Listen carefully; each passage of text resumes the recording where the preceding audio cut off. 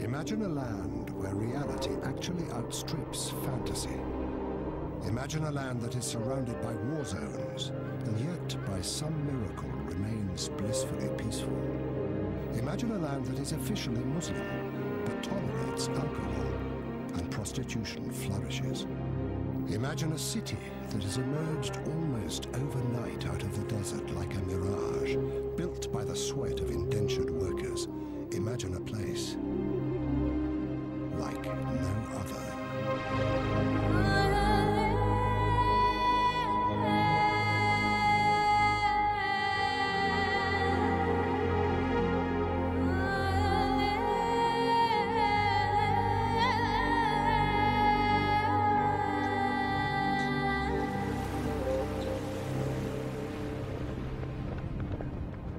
It's unusually quiet this morning at the Camel racetrack in Dubai. All the real excitement is happening just down the road.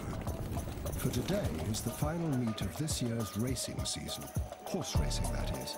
It is also the social event of the year, where the rich and mighty get to mingle with the lower strata of Dubai society. They've all come here to witness the richest horse race in the world. At this year's Dubai World Cup, just over $21 million is up for grabs. However, there'll be no wagering by the public at this event, for Dubai is part of a Muslim state, and gambling is forbidden.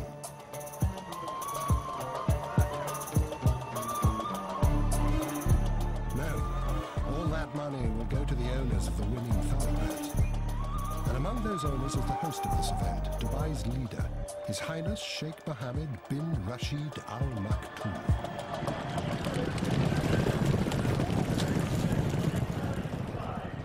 Sheikh Mohammed is arguably the biggest gambler here today. He's betting that his vision of Dubai as the center of a 21st century Persian Gulf renaissance will prove to be a winner. Sheikh Mohammed came and said this is now a time for Dubai to go global, to surpass its locality and the region and try to reach to the furthest possible point in the globe. To help fulfill his vision, Sheikh Mohammed turns to the male members of his ruling Maktoum family. They help run what is known as Dubai Inc. For Dubai functions like a family business, but a family business whose CEO is not afraid to take risks.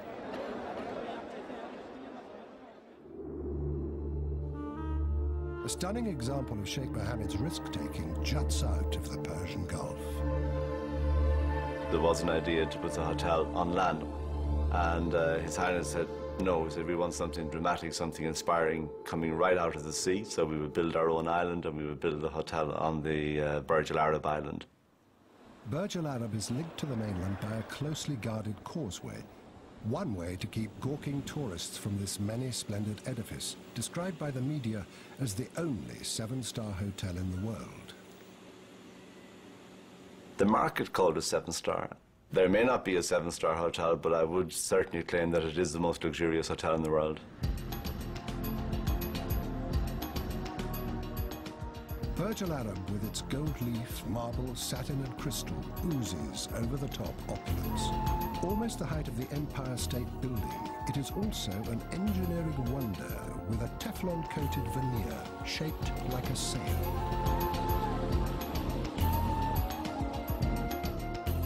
At this hotel, there are no rooms to rent, only double-floor suites, a mere 202 of them, with rates starting in the low thousands of dollars.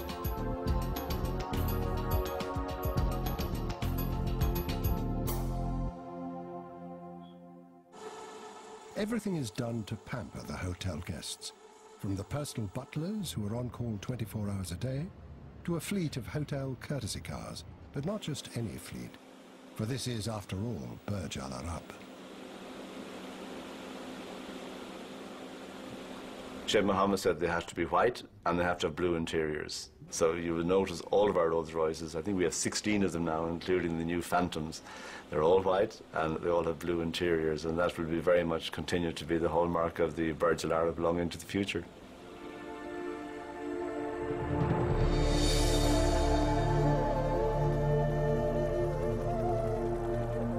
Arriving or departing guests who would rather avoid being stuck in the world-class traffic jams of Dubai can opt for an alternate means of transportation. The hotel's helipad is used sparingly. Guests complained about the noise.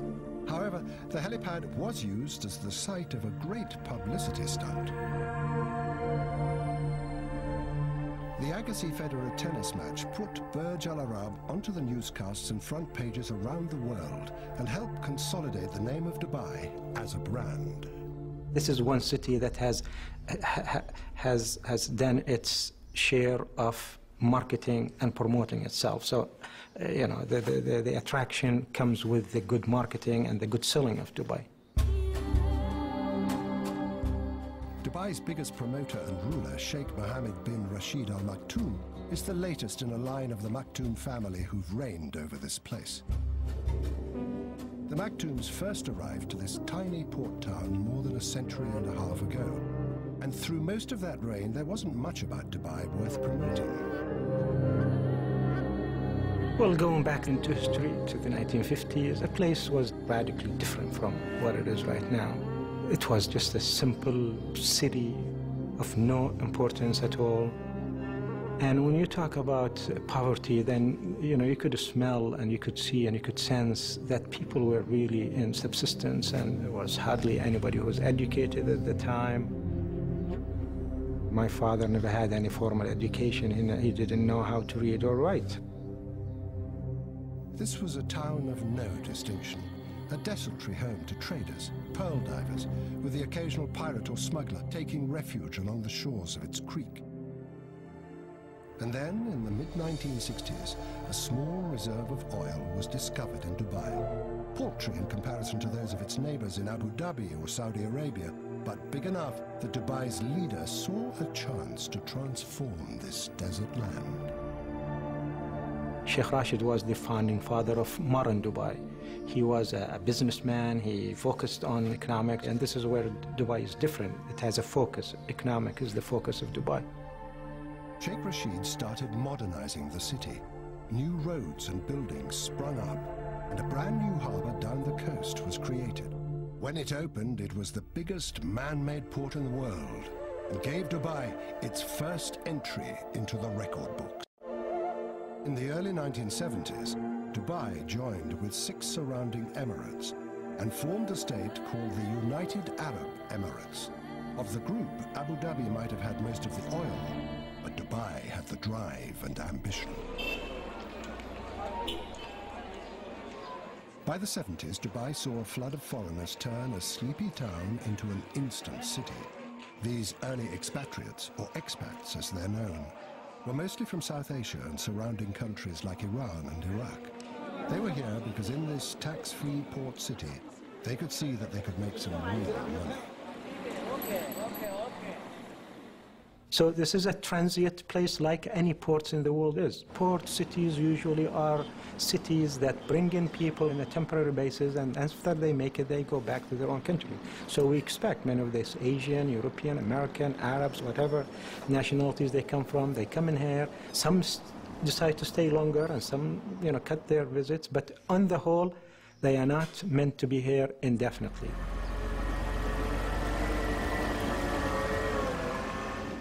That's certainly what Hans Kraus, an architect from Canada, thought when he arrived in the early 90s.